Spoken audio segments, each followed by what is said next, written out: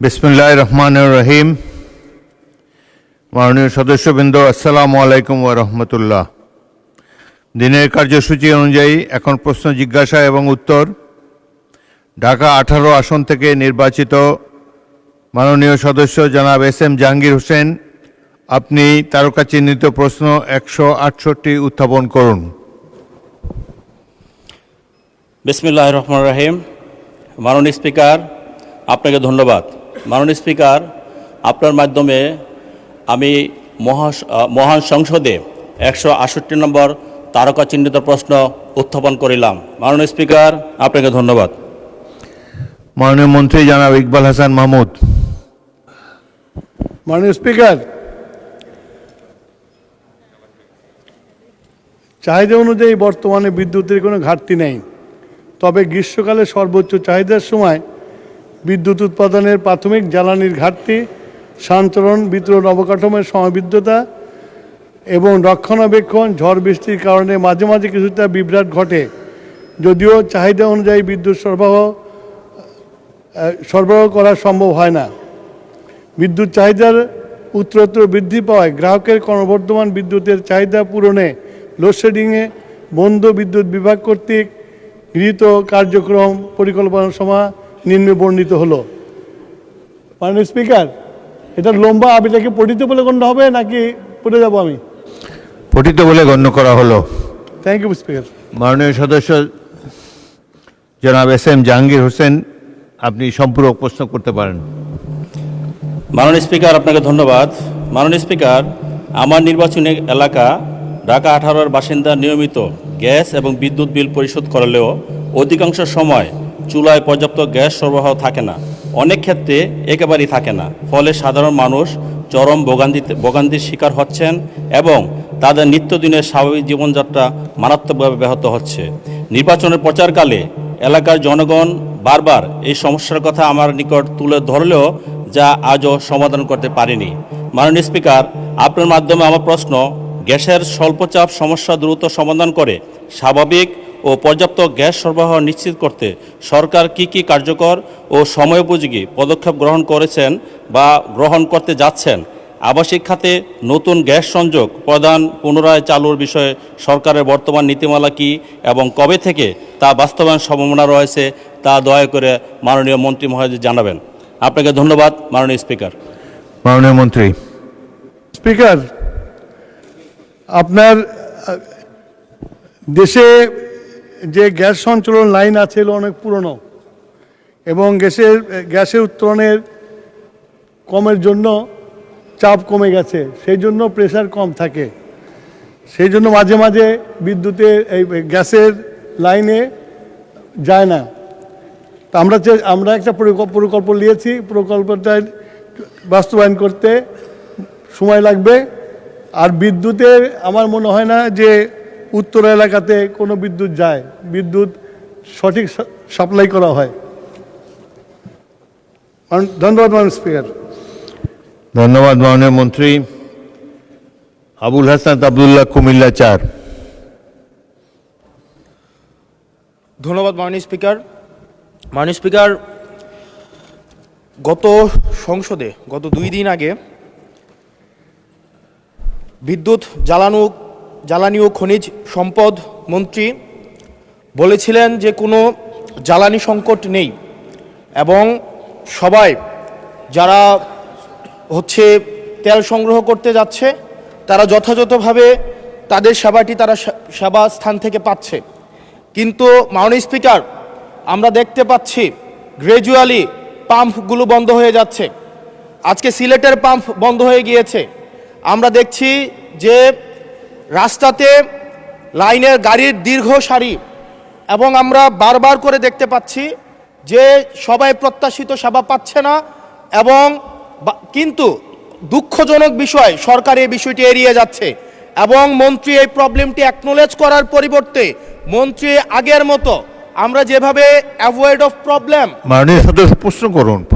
যেভাবে আমরা অ্যাভয়েড করে যেতাম, মন্ত্রীদের মধ্যে এক ধরনের প্রবণতা দেখা যাচ্ছে যে তারা প্রবলেম অ্যাভয়েড করছে। আমার মন্ত্রী মহোদয়ের কাছে প্রশ্ন, উনি কি দেখতে পাচ্ছেন না যে গাড়ির দীর্ঘ সারি এবং গ্র্যাজুয়ালি যে পাম্পগুলো বন্ধ হয়ে যাচ্ছে, সেবা কার্যক্রম বিঘ্নিত হচ্ছে, স্কুল বন্ধ হয়ে যাচ্ছে, সেই জায়গাতে উনি কবে নাগাদ এই সমস্যাগুলোর যথাযথভাবে উনি সমাধান দিবে এবং উনি প্রবলেমটি অ্যাকনোলেজ করবেন কিনা।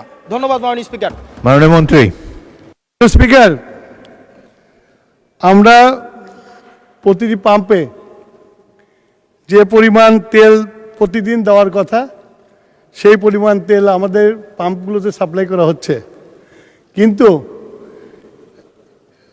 ইরান ঘটনার পর থেকে হঠাৎ করে বিক্রি বেড়ে গেছে। বিক্রি বাড়া যাওয়ার ফলে যে পেট্রোল পাম্পে যে পরিমাণে তেল দিতাম একদিন 1.5 দিন লাগতো বিক্রি করতে, এখন 2 ঘন্টায় শেষ হয়ে যায়। সেই জন্য আপনার মানুষের যে প্যানিক বাইংটা শুরু হয়েছে, লাইন দেখা যায় কিন্তু পেট্রোল সাপ্লাই হয় না, এটা ঠিক না। পেট্রোল প্রতিদিন সাপ্লাই করা হয়। ধন্যবাদ মাননীয় স্পিকার। জনাব মাহবুবউদ্দিন খোকন, নোয়াখালী।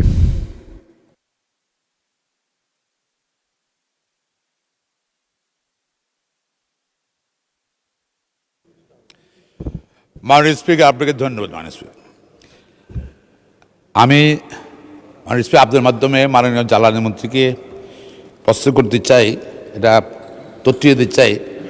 নোয়াখালী জেলায় অনেক গ্যাস ক্ষেত্র আবিষ্কার হয়েছে, সেখান থেকে এবং আমার নির্বাচন এলাকা সোনামুড়িতে 2টা গ্যাস ক্ষেত্র আবিষ্কৃত হয়েছে। নোয়াখালী বিভিন্ন জায়গা থেকে এই গ্যাস ঢাকা সহ সারা বাংলাদেশে যাচ্ছে। নোয়াখালীর মানুষ গ্যাস পাচ্ছে না। এটা কি আমাদের অধিকার না? আমাদের যেটা এটা আউটক্রাই মানুষের মধ্যে, এটা দীর্ঘদিন থেকে অসন্তোষ বিরাজ করছে। আমাদেরকে গ্যাস দিয়ে সারা বাংলাদেশের নেই, কিন্তু আমি মাননীয় জ্বালানি মন্ত্রী অনুরোধ জানতে চাই, উনার কি এই নোয়াখালীর মানুষকে গ্যাস দেবেন কিনা এবং গ্যাস চাপবেন, বিকজ নোয়াখালী গ্যাস নোয়াখালী দেন, ওখান থেকে আপনি সারা বাংলাদেশ বাকিটা দেন। মাননীয় মন্ত্রী। মাননীয় স্পিকার, আপাতত আমরা গ্যাস ফিল্ড থেকে কোনো গ্যাস বাড়িতে দিচ্ছি না। এটা মোটামুটি আমরা শিল্প কারখানায় দেওয়ার চেষ্টা করছি বেশি। যখন বাড়িতে দেওয়ার পরিকল্পনা হবে তখন আমরা দেব। ধন্যবাদ স্পিকার। ধন্যবাদ।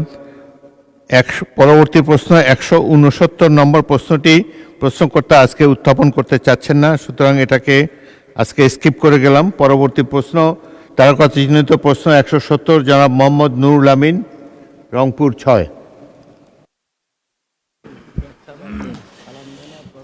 মাননীয় স্পিকার, আপনাকে ধন্যবাদ।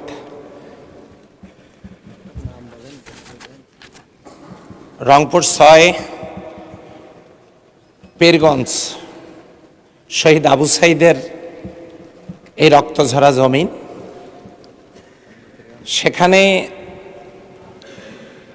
সেখান থেকে আমি নির্বাচিত এই মহান সংসদে তারকা চিহ্নিত 170 প্রশ্নটি আপনার মাধ্যমে এই মহান সংসদে উত্থাপন করছি। মাননীয় মন্ত্রী। মাননীয় স্পিকার, রংপুর জেলাধীন পীরগঞ্জ উপজেলায় বর্তমানে মোট বিদ্যুতের চাহিদা 20 মেগাওয়াট। চাহিদা অনুযায়ী বিদ্যুৎ সরবরাহ করায় বর্তমানে লোডশেডিং নাই। চলতি সেচ মৌসুমে বিদ্যুৎ সরবরাহ নিশ্চিত করার জন্য বিদ্যুৎ বিভাগ কর্তৃক ইতিমধ্যে নিম্নবর্ণিত কার্যক্রম গ্রহণ করেছে। সকল বিপণী বিতান ও ব্যবসায়ী স্থাপনার বাইরে আলোকসজ্জা বন্ধ। সকল বিপণী বিতান ও ব্যবসায়ী স্থাপনায় ব্যবহৃত শীততাপ নিয়ন্ত্রিত যন্ত্রের তাপমাত্রা 25 ডিগ্রি সেলসিয়াস বা তার উপরে। বিপণী বিতান ও ব্যবসায়ী স্থাপনার সাইনবোর্ডের আলো দোকান বন্ধ করার সাথে সাথে বন্ধ করা। লাইন রক্ষণাবেক্ষণ রাইট অফ দ্য ওয়ে, গাছপালা কাটার কর্তন করা সম্পন্ন করা হয়েছে। প্রয়োজনীয় পরিমাণের O&M মালামাল মজুদ রাখা। লিফলেট মাইকিং উঠান বৈঠকের মাধ্যমে অফ টেক আওয়ারে 11টা থেকে 7টা, সেচ পাম্প চালনা, কৃষক সহ সংশ্লিষ্ট সকলকে উদ্যত্তকরণ। মাননীয় স্পিকার, ধন্যবাদ। জনাব মোহাম্মদ নুরুল আমিন, মাননীয় সদস্য একটি প্রশ্ন করতে পারেন। মাননীয় স্পিকার, আপনাকে ধন্যবাদ। রংপুর 6 পীরগঞ্জে আল্লাহর অশেষ রহমতে দক্ষিণ পূর্ব এশিয়ার সর্ববৃহৎ কয়লার খনি, এরপরে সেখানে লোহার খনি, ধাতব দ্রব্যের খনি, চীনামাটির খনি, খনিজ সম্পদের সমৃদ্ধ এই রংপুর। মাননীয় প্রধানমন্ত্রী কিছুদিন আগেই সফর করেছেন সেখানে। শহীদ আবু সাইদের কবরের একটু পাশ থেকেই আমাদের কয়লার খনি শুরু। তো আমি মাননীয় মন্ত্রী মহোদয়ের কাছে জানতে চাই, আমাদের এই খনিজ সম্পদগুলো উত্তোলন করে কয়লা শিল্পভিত্তিক কলকারখানা নির্মাণ এবং বেকারত্ব নিরসনের জন্য কোনো পরিকল্পনা তার আছে কিনা? সেই সাথে জানতে চাই, উত্তরাঞ্চলে গ্যাসের লাইন গেছে, জনগণ গ্যাস পাচ্ছে না, এ ব্যাপারে জনগণের চাহিদা পূরণে তার কোনো বাস্তবসম্মত পরিকল্পনা আছে কিনা? ধন্যবাদ মাননীয় স্পিকার। মাননীয় মন্ত্রী। মাননীয় স্পিকার, আমরা আমাদের নেতা প্রধানমন্ত্রীর নেতৃত্বে বাংলাদেশে গত দীর্ঘ 17 বছর ফ্যাসিস্ট সরকারের আমলে কোনো রকম কূপ খনন করা হয় নাই, দেশীয় সম্পদ উত্তোলনের ব্যবস্থা করা হয় নাই। আমাদের মাননীয় প্রধানমন্ত্রী নির্দেশ দিয়েছে, দ্রুত আমরা এই কূপ খনন করে বিভিন্ন জায়গায় গ্যাস আবিষ্কার করার চেষ্টা করছি। এবং উনি যে ওনার এলাকার যে পাথর এবং সোনার খনির কথা বলেছেন, ওটাও আমরা করব, দেখব ওখানে সঠিক আছে কিনা। সিসমিক স্টাডি চলছে, স্টাডি শেষ হলেই আমরা এটার কাজ করব। ধন্যবাদ মাননীয় স্পিকার। জনাব সরওয়ার জামাল নিজাম, মাননীয় সদস্য, চট্টগ্রাম 13।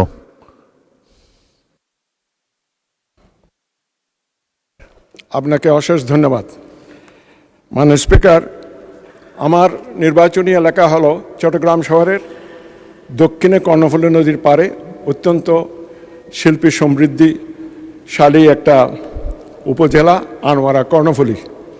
ওখানে অনেক শিল্প কারখানা প্রতিষ্ঠিত হয়েছে এবং লোকের বসবাস অত্যন্ত ঘন। কিন্তু দেখা যায় দুপুরের 2টার পর থেকে রাত অবধি ওখানে বিদ্যুৎ লাইন থাকে না। পল্লী উন্নয়ন যেটা সংস্থা আছে তাদেরকেও আমি 2-1বার নির্বাচনের সময় ফোন করেছি যে এই সমস্ত এলাকায় যদি আপনারা বিদ্যুৎ না দেন তাহলে শিল্পে যারা কাজ করে সারা রাত কাজ করে রাতে বিশ্রাম করতেছে, বিশ্রাম নিতে পারে না, মানুষ খুব কষ্টভোগ করে। কাজেই আপনার এটার কোনো উন্নয়ন হবে কিনা। কাজে আমি মাননীয় মন্ত্রীর কাছে জানতে চাচ্ছি যে পল্লী উন্নয়ন যে বিদ্যুৎ যেগুলো আছে সেগুলোর আগামীতে কোনো বিদ্যুতের উৎপাদন বাড়াবার বা লোকজনের যে বর্তমান অবস্থা তা রহিত করার কোনো উনি সিদ্ধান্ত নেবেন কিনা। ধন্যবাদ মাননীয় স্পিকার। মাননীয় মন্ত্রী। মাননীয় স্পিকার, পল্লী বিদ্যুতায়ন বোর্ডের অধীনে এই এলাকায় যেসব বিভ্রাট আছে এই ব্যাপারে কাজ শুরু করেছে। আমি আশা করি অতি দ্রুত এটা শেষ হবে। জনাব মোহাম্মদ রাশেদুল ইসলাম, রাশেদ, শেরপুর 1, মাননীয় সদস্য।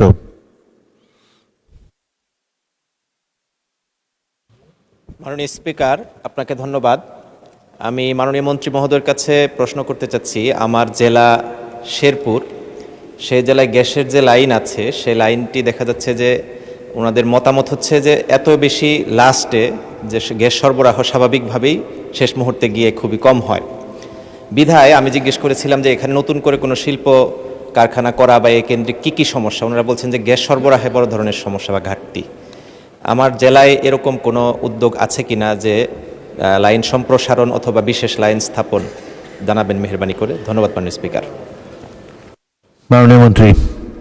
মাননীয় স্পিকার, আমি তো ছিলাম চিটাগংয়ে, চলে গেলাম শেরপুরে। তো আমাদের এই পরিকল্পনা এখন নাই মাননীয় স্পিকার। ধন্যবাদ স্পিকার। পরবর্তী প্রশ্ন, তারকা চিহ্নিত প্রশ্ন 171, জনাব মোহাম্মদ আশরাফুদ্দিন, নরসিংদী 5, উত্থাপন করুন। বিসমিল্লাহির রহমানির রহিম। মাননীয় স্পিকার, আপনাকে ধন্যবাদ। আমার প্রশ্ন, শিল্পমন্ত্রী মহোদয় অনুগ্রহ করে বলবেন কি নরসিংদী জেলার রায়পুর উপজেলায় বিসিক শিল্প নগরী স্থাপনের পরিকল্পনা সরকারের আছে কি না? মাননীয় শিল্পমন্ত্রী খন্দকার আব্দুল মুক্তাদির। মাননীয় স্পিকার, বর্তমানে শিল্প মন্ত্রণালয়ের অধীনে বাংলাদেশ ক্ষুদ্র ও কুটির শিল্প কর্পোরেশন বিসিক কর্তৃক নরসিংদী জেলার বেলাবো ও রায়পুর উপজেলার 121 একর জমিতে বিসিকের একটি ইন্ডাস্ট্রিয়াল পার্ক স্থাপনের কার্যক্রম চলমান আছে। পরিকল্পনা কমিশনের নির্দেশনার আলোকে প্রকল্পটি সম্ভাব্যতা সমীক্ষা চলমান। সম্ভাব্যতা সমীক্ষা শেষে চূড়ান্ত প্রতিবেদন প্রাপ্তির পর ডিপিপি প্রণয়ন করা হবে। এটি বাস্তবায়িত হতে আরও 3 বছর সময় লাগবে। মাননীয় স্পিকার, এটি একটি লম্বা উত্তর, আপনি চাইলে আমি পুরোটা পড়ে শোনাবো অথবা পঠিত বলে গণ্য করতে পারেন। ধন্যবাদ। প্রশ্নটির বাকি অংশ পঠিত বলে গণ্য হোক।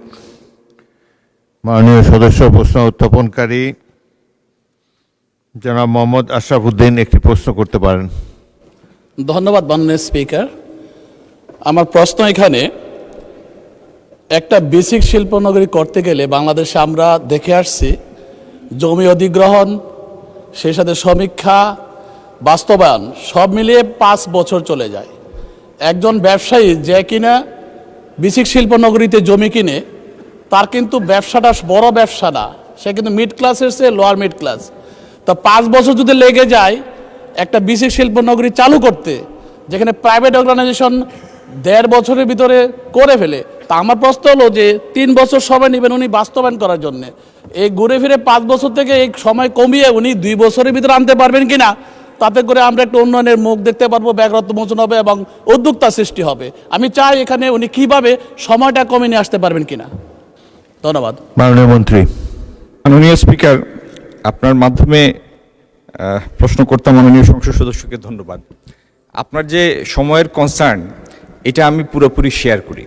তবে একটা জিনিস কি, বিসিক শিল্পনগরী এইভাবে প্রতিষ্ঠা হয় না যে কিছু সংখ্যক সম্ভাব্য শিল্প উদ্যোক্তা তাদের প্রকল্প জমা দিয়েছেন এবং বিসিক শিল্পনগরী প্রতিষ্ঠার পরে তারা তাদের কাজ শুরু করবেন, ব্যাপারটা এরকম না। এটি স্থাপন করা হয় এর আগে শতপ্রণোদিত হয়ে উদ্যোগে শিল্প মন্ত্রণালয়ের অধীনে বিসিক একটা সম্ভাব্যতা সমীক্ষা যাচাই করে তারা এখানে একটা শিল্প পার্ক বা বেসিক শিল্পনগরী প্রতিষ্ঠার উদ্যোগ নেয় এবং শিল্প হওয়ার পরে, বেসিক হওয়ার পরে তারপরে আগ্রহী উদ্যোক্তারা এসে প্লট নেন, তারপরে শিল্প প্রতিষ্ঠার উদ্যোগ নেন। কিন্তু তারপরেও আমি আপনার সময়ের এই কনসার্নটা পুরোপুরি শেয়ার করি। ধন্যবাদ। মাননীয় সদস্য জনাব আনিসুর রহমান, মাদারীপুর 3। মাননীয় স্পিকার, আপনাকে ধন্যবাদ। আমার নির্বাচনী আসন মাদারীপুর 3। মাদারীপুর সদরে আমাদের একটি নতুন শিল্পনগরী গড়ে উঠেছে।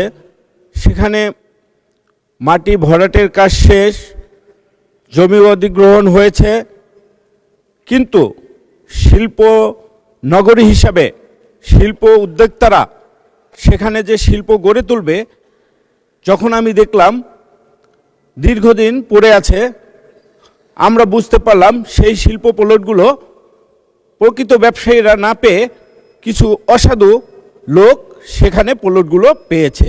সেই ব্যাপারে আমার শিল্প মন্ত্রণালয়ের মন্ত্রীর কাছে আমার প্রশ্ন, একটি পদক্ষেপ নেবেন কিনা উনি। ধন্যবাদ মাননীয় স্পিকার। মাননীয় মন্ত্রী। মাননীয় স্পিকার, আপনার মাধ্যমে মাননীয় সংসদ সদস্যকে ধন্যবাদ। আমরা আপনার কাছ থেকে জানলাম মাদারীপুরে যে কটি প্লট বরাদ্দ হয়েছে একটি নির্দিষ্ট সময়ের মধ্যে শিল্প স্থাপন করে উৎপাদনে যাওয়ার কথা। তো যে সমস্ত জায়গায় ব্যত্যয় হয়েছে সেটা যদি সময় ইতিমধ্যে অতিক্রান্ত হয়ে থাকে, আমরা নিশ্চয়ই সেই বিষয়ে ব্যবস্থা নিব। ধন্যবাদ মাননীয় স্পিকার। মাননীয় সদস্য আব্দুল মুন্তাকিম, নীলফামারী 4। ধন্যবাদ মাননীয় স্পিকার। আমার সৈয়দপুর এবং কিশোরগঞ্জে বিসিক শিল্পনগরী 1962 সালে স্থাপিত সম্ভবত। তো সেই বিসিক শিল্পনগরীতে এখন বর্তমানে 10 একর জমি আছে এবং প্লট আছে 50টি। ইতিমধ্যে আমি তাদের সাথে বসেছিলাম, সেখানে ব্যবসায়ী এবং শিল্প উদ্যোক্তাবৃন্দ বলেছেন যে আরও 100টি প্লট আরও প্রায় 50 একর জমি যদি সেখানে দেওয়া যেত, বৃহত্তর রংপুরের শিল্প আমরা অনেক দূরে এগিয়ে নিতে পারতাম। এই ব্যাপারে মাননীয় শিল্পমন্ত্রীর দৃষ্টি আকর্ষণ করছি আপনার মাধ্যমে, সেখানে কোনো নতুন কোনো জমি অধিগ্রহণ এবং সেখানে নতুন শিল্প প্লট স্থাপনের পরিকল্পনা নেবেন কিনা। ধন্যবাদ মাননীয় স্পিকার। মাননীয় মন্ত্রী। মাননীয় স্পিকার, আমি অফ দি কাফ উত্তরটা দিতে চাচ্ছি না, এটার জন্য আমাদের একটু প্রস্তুতি দরকার, কারণ এখানে জমির প্রাপ্যতা আছে কি না সেটি স্থানীয় প্রশাসনের সাথে যাচাই করার বিষয় আছে। আমরা নোটিশ দিলে তো আমরা প্রস্তুত হয়ে উত্তর দিব, কিন্তু এমনিতে আপনার উত্তরটাকেই আমি একটা নোটিশ হিসাবে গণ্য করছি মাননীয় সদস্যের। উইল লুক ইনটু ইট। ধন্যবাদ। ধন্যবাদ মাননীয় মন্ত্রী। তারকা চিহ্নিত প্রশ্ন 172, জনাব মোহাম্মদ আব্দুল আলিম, মাননীয় সদস্য বাগেরহাট 4। ধন্যবাদ মাননীয় স্পিকার আপনাকে আমাকে সুযোগ দেওয়ার জন্য। আমি মহান সংসদে তারকা চিহ্ন প্রশ্ন 172টি পাঠ করে শোনাচ্ছি। আমার প্রশ্নটি বিদ্যুৎ, জ্বালানি ও খনিজ সম্পদ মন্ত্রী মহোদয়ের নিকট। মাননীয় মন্ত্রী মহোদয় অনুগ্রহ করিয়া বলিবেন কি, বর্তমানে বাগেরহাট জেলার মোরেলগঞ্জ ও শরণখোলা উপজেলায় বিদ্যুৎবিহীন গ্রাম আছে কিনা, থাকিলে তাহা কি, এবং উক্ত গ্রামে বিদ্যুৎ সরবরাহ করা হইবে কিনা। মাননীয় মন্ত্রী। স্পিকার, বর্তমানে বাগেরহাট জেলার মোড়লগঞ্জ ও শরণখোলা উপজেলায় বিদ্যুৎবিহীন কোনো গ্রাম নাই। ধন্যবাদ স্পিকার। মাননীয় সদস্য একটি প্রশ্ন করতে পারেন, জনাব আব্দুল আলিম।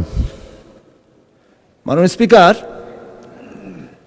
আমরা পল্লী বিদ্যুতের অধীন বিদ্যুৎ গ্রহণ করে থাকি, কিন্তু পল্লী বিদ্যুতের অনেক অনিয়ম রয়েছে। বিশেষ করে আমরা লাইন থাকলেও নিয়মিত আমরা বিদ্যুৎ পাই না। এটি একটি বাংলাদেশের প্রচলিত একটা রেওয়াজ হয়েছে যে বিদ্যুৎ কখন আসে, এটা হলো গুরুত্বপূর্ণ বিষয়। হ্যাঁ, তো আমি যেটা বলতে চাই সেটা হলো এই যে আমাদের গ্রাহকগণ তারা বিদ্যুতের যে মিটারটি ক্রয় করে নিজেদের অর্থ প্রদান করে, কিন্তু প্রতি মাসে সেই বিদ্যুতের ভাড়া দিতে হয় সেই পল্লী বিদ্যুৎকে। এটা একটি অনিয়ম। সুতরাং এর হাত থেকে এই ব্যাপারে কোনো ব্যবস্থা গ্রহণ করবেন কিনা আমি আপনার মাধ্যমে মাননীয় মন্ত্রী মহোদয়ের কাছে সেটা জানতে যাচ্ছি। মাননীয় সদস্য, আপনি জানতে চেয়েছেন বিদ্যুৎবিহীন গ্রাম আছে কিনা, এখন তো একটা নতুন প্রশ্ন করলেন। এনিওয়ে, মাননীয় মন্ত্রী। স্পিকার, বিদ্যুৎ পায় না এটা বলে ঠিক না। পল্লী বিদ্যুৎ উন্নয়ন বোর্ডের যে লাইনগুলো আছে অনেক লম্বা লম্বা লাইন, অনেক সময় টেকনিক্যাল ফল্টের জন্য বিদ্যুৎ থাকে না, আবার রিপেয়ার করলে আবার বিদ্যুৎটা চলে আসে। সেই জন্য মাঝে মাঝে এটা বিভ্রাট হয়। আর 2 নম্বর হলো, আপনার যে মিটারের কথা বলছেন, এটা দীর্ঘদিন যাবৎ ফ্যাসিস্ট গভর্নমেন্ট প্রিপেড মিটার লাগিয়ে 10% করে চার্জ করে। এটা নিয়ে জনগণের মধ্যে অসন্তোষ আছে। সেই জন্যই আমরা দায়িত্বভার গ্রহণ করার পরে এই মিটারগুলোর প্রোগ্রামগুলো চেক করছি। চেক করে যদি অসামঞ্জস্যপূর্ণ দেখি তাহলে আমরা এটা ঠিক করে দেব। ধন্যবাদ মাননীয় স্পিকার। মাননীয় সদস্য আতিকুর রহমান মুজাহিদ, কুড়িগ্রাম 2।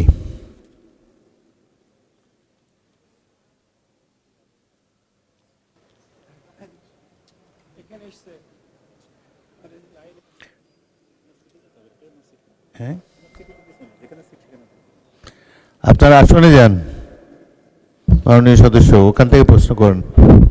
মাননীয় স্পিকার, আপনাকে ধন্যবাদ। আমি একটা রিপোর্ট জাস্ট বলে আমার কোশ্চেনটা করতে চাই।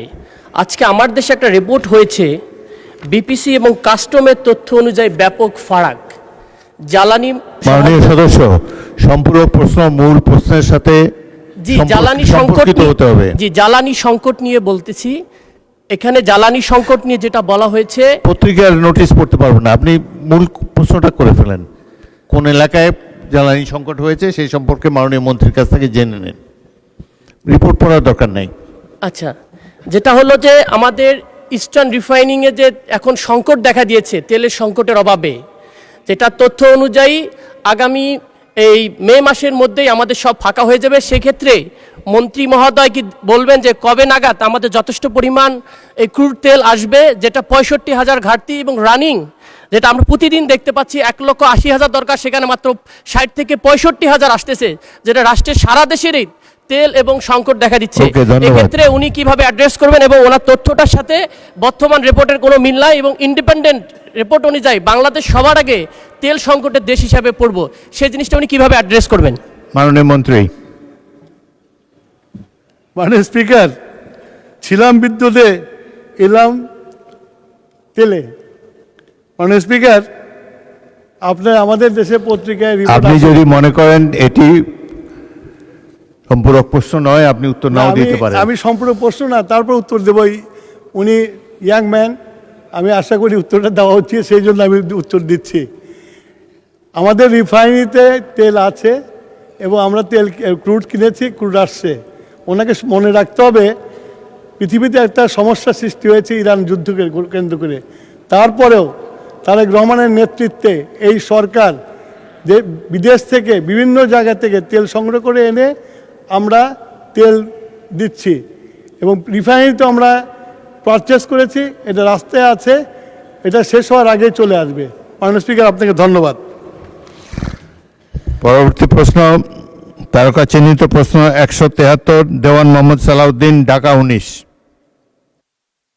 আমি দেওয়ান মোহাম্মদ সালাউদ্দিন, 192, ঢাকা 19, তারকা চিহ্নিত প্রশ্ন 173 এই মহান জাতীয় সংসদে উত্থাপন করছি। মাননীয় স্পিকার, ব্যাপারটি গুরুত্বপূর্ণ দেখে আমি একটু পড়ে শোনাচ্ছি। বিদ্যুৎ, জ্বালানি ও খনিজ সম্পদ মন্ত্রী মহোদয় অনুগ্রহ করে বলিবেন কি আমার নির্বাচনী এলাকা ঢাকা 19 সাবা আশুলিয়াতে জনগণের ভোগান্তি লাগবে নতুন গ্যাস সংযোগের কোনো পদক্ষেপ গ্রহণ করিবেন কিনা, হইলে তাহা কবে নাগাদ বাস্তবায়ন করা হইবে? মাননীয় স্পিকার, আপনাকে ধন্যবাদ। মাননীয় মন্ত্রী। মাননীয় স্পিকার, আবাসিক, বাণিজ্যিক, সিএনজি শ্রেণীতে নতুন গ্যাস সংযোগ প্রদানের কোনো বিষয়টি বর্তমানে স্থগিত রয়েছে। এটা বহুদিন যাবৎ এর স্থগিত আছে। শুধু শিল্প ক্যাপটিভ শ্রেণীর শর্তাধীন নতুন গ্যাস সংযোগ প্রদানের বিষয়টি চালু আছে। ধন্যবাদ মাননীয় স্পিকার। মাননীয় সদস্য দেওয়ান মোহাম্মদ সালাউদ্দিন একটি সম্পূরক প্রশ্ন করেন। মাননীয় মন্ত্রী মহোদয়, আমরা যতটুকু জানি যে 2014 সালে এটা রেস্ট্রিক্টেড করা হয়েছিল এবং 2022 সালে এটা কমপ্লিটলি বন্ধ আছে এবং এখন যে 12 কেজি সিলিন্ডার গ্যাস যেটা বাজারে চালু আছে এবং সাবা আশুলিয়া এলাকাতে যেগুলা বহুল ব্যবহৃত এবং বিক্রিত হচ্ছে, বেশ কিছু কোম্পানি বসুন্ধরা, ওমেরা, ইউনি, পেট্রোমাক্স, বেক্সিমকো সিটি, সেনা ফ্রেশ সরকার কর্তৃক নির্ধারিত এগুলা মূল্য হলো 12 কেজি 1341-1400 টাকার নিচে, কিন্তু এই প্রত্যেকটা বিক্রি হচ্ছে 2200-2600 টাকা করে।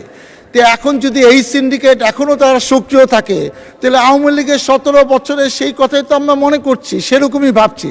তো এইটা কি নিয়ন্ত্রণ করার কোনো পরিকল্পনা আছে কিনা এবং সরকারি নির্ধারিত রেটে জনগণের লাঘব কবে মুক্ত হবে এবং জনগণ কবে এই সুফল পাবে? মাননীয় মন্ত্রী মহোদয়, আপনাকে, মাননীয় স্পিকার, আপনাকে ধন্যবাদ। মাননীয় মন্ত্রী। মাননীয় স্পিকার, এলপিজি সিলিন্ডারগুলো সম্পূর্ণভাবে ব্যক্তি খাতে।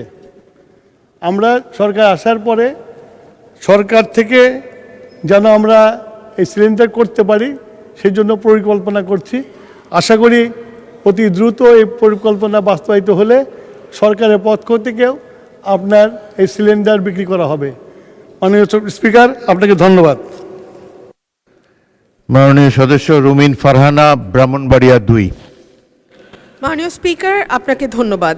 মাননীয় স্পিকার, মাননীয় মন্ত্রীর ভাষ্য অনুযায়ী আমাদের বাড়ি ঘরে এখন আর কোনো গ্যাসের সংযোগ দেওয়া হবে না, বা যেই সংযোগগুলো আছে সেখানেও কিন্তু মাননীয় মন্ত্রী গ্যাস পাওয়া যায় না।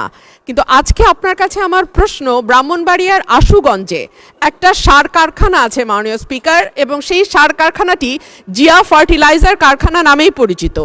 সেখানে গ্যাসের অভাবে আমরা সার উৎপাদন করতে পারছি না। মাননীয় মন্ত্রীকে দয়া করে বলবেন যে এই সার কারখানায় উনি গ্যাস সংযোগ বা গ্যাস সাপ্লাই দিতে পারবেন, সংযোগ আছে সাপ্লাই দিতে পারবেন কিনা? ধন্যবাদ। মাননীয় মন্ত্রী। মাননীয় স্পিকার, মাননীয় সদস্য যে প্রশ্ন করেছেন তাকে জানানোর জন্য বলছি, আমরা অতি দ্রুত এই সার কারখানায় গ্যাস লাইন স্থাপন করার চেষ্টা করব। ধন্যবাদ মাননীয় স্পিকার।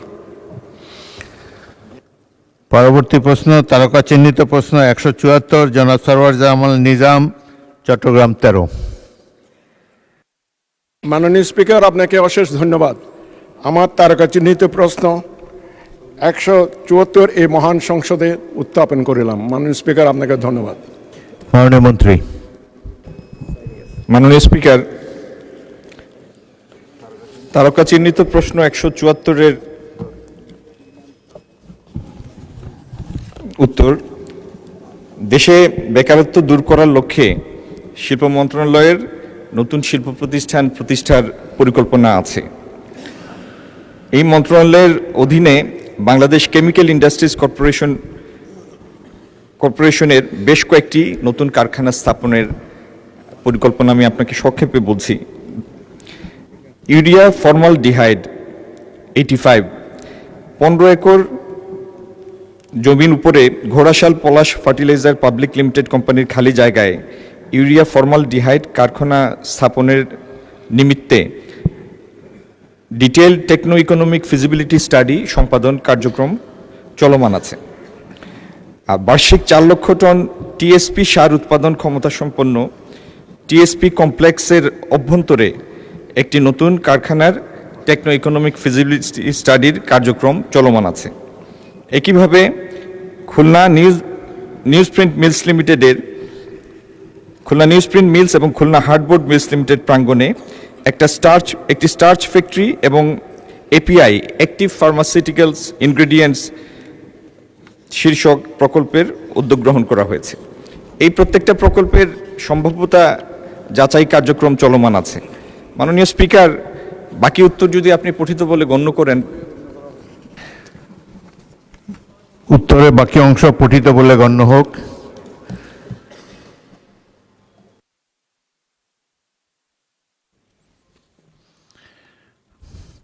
মাননীয় সদস্য একটি প্রশ্ন করতে পারেন। প্রশ্ন উত্থাপনকারী জনাব সরওয়ার জামাল নিজাম। বিসমিল্লাহির রহমানির রহিম। মাননীয় স্পিকার, আপনাকে ধন্যবাদ। মাননীয় স্পিকার, আমি বলেছি আমার নির্বাচনী এলাকা চট্টগ্রাম শহরের দক্ষিণে আনোয়ারা কর্ণফুলী অত্যন্ত শিল্প সমৃদ্ধি এলাকা। এখানে দেশনেত্রী বেগম খালেদা জিয়া সিএফএল স্থাপন করেছেন, কাফকো স্থাপন করেছেন, কেপিজেড স্থাপিত হয়েছে এবং চাইনিজ একটা ইপিজেড স্থাপিত হতে যাচ্ছে। আমি চেম্বারের সভাপতি থাকাকালীন দেশনেত্রী বেগম খালেদা জিয়া আমাকে ইরানে প্রতিনিধি নিয়ে যাওয়ার জন্য বলেছিলেন, সাথে দিয়েছিলেন জামালউদ্দিন সাহেব। আপনারা জানেন ডিপিএম ছিলেন তিনি, আমাদের প্রয়াত দেশনায়ক জনাব শহীদ প্রেসিডেন্ট জিয়া রহমানের সময়। উনি শুধু গিয়ে আমরা রাফসানজানি সাহেবের সাথে দেখা করেছি এবং রাফসানজানিকে আমি বাংলাদেশে আমন্ত্রণ জানাছিলাম। উনি আসছিলেন। He was the first and the last any president visited Chittagong. ওনার সাথে একটা প্রোটোকল, আমরা 4টা প্রোটোকল সাইন করছিলাম ইন্ডাস্ট্রি স্থাপন করার জন্য। বিশেষ করে একটা প্লাস্টিক গ্র্যানুয়েল ফ্যাক্টরি করার জন্য ম্যাডাম খালেদা জিয়া পাঠিয়েছেন, আমরা রিকোয়েস্ট করেছেন। এটা উনি সে প্রোটোকলে তিনি সাইন করে গেছেন, কিন্তু আজ পর্যন্ত এটা বিগত 17 বছরে স্বৈরাচারী সরকার এটার কোনো উদ্যোগ নেয় নাই। এখন আমি মাননীয় মন্ত্রীর কাছে জানতে চাচ্ছি, প্লাস্টিক গ্রেনুয়েল ফ্যাক্টরি যদি হয় তাহলে শিল্পের mother of the raw materials plastic গ্রেনুয়েল, ওটা যদি হয় ইনশাল্লাহ আমাদের পিছনে ফিরে তাকাতে হবে না, দেশ এইভাবে সমৃদ্ধিশালী হবে। সেই ফ্যাক্টরি করার কোনো উদ্যোগ নেবে কিনা আমি সেটা মাননীয় মন্ত্রীর কাছে জানতে চাচ্ছি। মাননীয় মন্ত্রী। মাননীয় স্পিকার, আপনার মাধ্যমে প্রশ্নকর্তা মাননীয় সদস্যকে ধন্যবাদ। এরকম একটি গ্রেনুলার ফ্যাক্টরি করার জন্য একটা ফিজিবিলিটি স্টাডি চলমান আছে। যে সময়ের রেফারেন্স দিয়েছেন মাননীয় সদস্য, তারপরে তো বেশ কয়েকটি দশক পার হয়েছে। তো বর্তমান পরিস্থিতিতে এরকম একটি প্রকল্পে যাওয়ার জন্য কি মডেলে আমরা যাব এবং তার বর্তমান প্রাসঙ্গিকতা কতটুকু, এটার উপরে চূড়ান্ত সিদ্ধান্তটি হবে। ধন্যবাদ মাননীয় স্পিকার। জনাব তাজউদ্দিন খান, মেহেরপুর 1। প্রশ্ন করুন। মাননীয় স্পিকার, আপনাকে ধন্যবাদ। আমার নির্বাচনী এলাকা মেহেরপুর 1, মেহেরপুর সদর এবং মুজিবনগর। মেহেরপুর ছোট্ট একটা জেলা, যেখানে মাত্র 276 বর্গ মাইল এরিয়া, শতভাগ জমি চাষ হয়ে থাকে সে জায়গাতে। কৃষকরা এক বছর ফসলের মূল্য পেলেও পরের বছর পায় না। মাননীয় মন্ত্রীর কাছে আমার প্রশ্ন, কাঁচা পাট ভিত্তিক কোনো শিল্প কল কারখানা মেহেরপুরে তৈরি করার পরিকল্পনা আছে কিনা? মাননীয় মন্ত্রী। মাননীয় স্পিকার, এই পাট শিল্পের ইতিহাসটা বাংলাদেশে এখন একটা মোরলেস সরিটেল। কারণ যে পাটকলগুলি আছে একটা সময় লাভজনক থাকলেও সরকারি এবং বেসরকারি প্রত্যেকটা মিলই স্ট্রাগলিং মিল। তো আমরা পাটের ব্যবহারে আরও বৈচিত্র্য আনার এবং এখনকার এই এনভায়রনমেন্ট কনশাস একটা সময়ে কিভাবে পাটের পণ্যের মধ্যে বৈচিত্র্য এনে এটাকে আরও রপ্তানিযোগ্য করা যায় সেটা নিয়ে কাজ করছি। যদি আমরা চাহিদা সৃষ্টি এবং বৃদ্ধি করতে পারি, তাহলে ইনশাল্লাহ আমরা সেটা বিবেচনা করব। ধন্যবাদ মাননীয় স্পিকার। মোহাম্মদ জহিরুল ইসলাম, চট্টগ্রাম 16।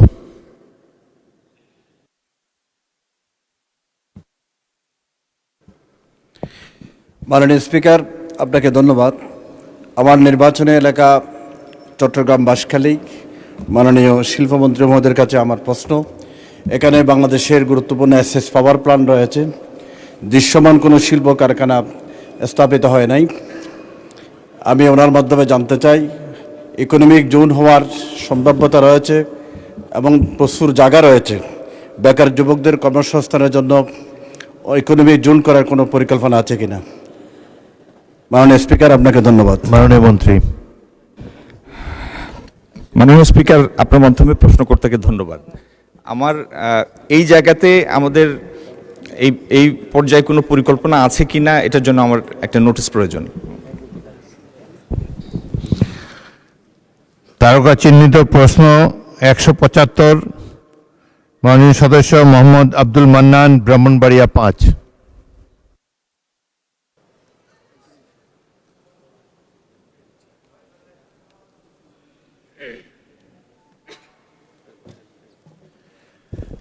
অনুপস্থিত, প্রশ্নটি উত্থাপিত হলো না।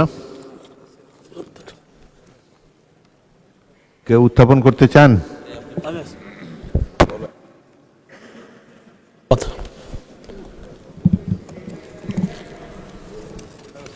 আমি মোহাম্মদ আব্দুল মান্নান, 247 ব্রাহ্মণবাড়িয়া 5। আমি আবার তারকা চিহ্নিত প্রশ্ন 175 এই মহান সংসদে উত্থাপন করলাম। মাননীয় স্পিকার, আপনাকে ধন্যবাদ। মাননীয় মন্ত্রী। মাননীয় স্পিকার, ব্রাহ্মণবাড়িয়ার যে সমস্ত এলাকায় গ্যাস নেই, সেই সমস্ত এলাকায় গ্যাস সরবরাহের পরিকল্পনা সরকারের আপাতত নেই।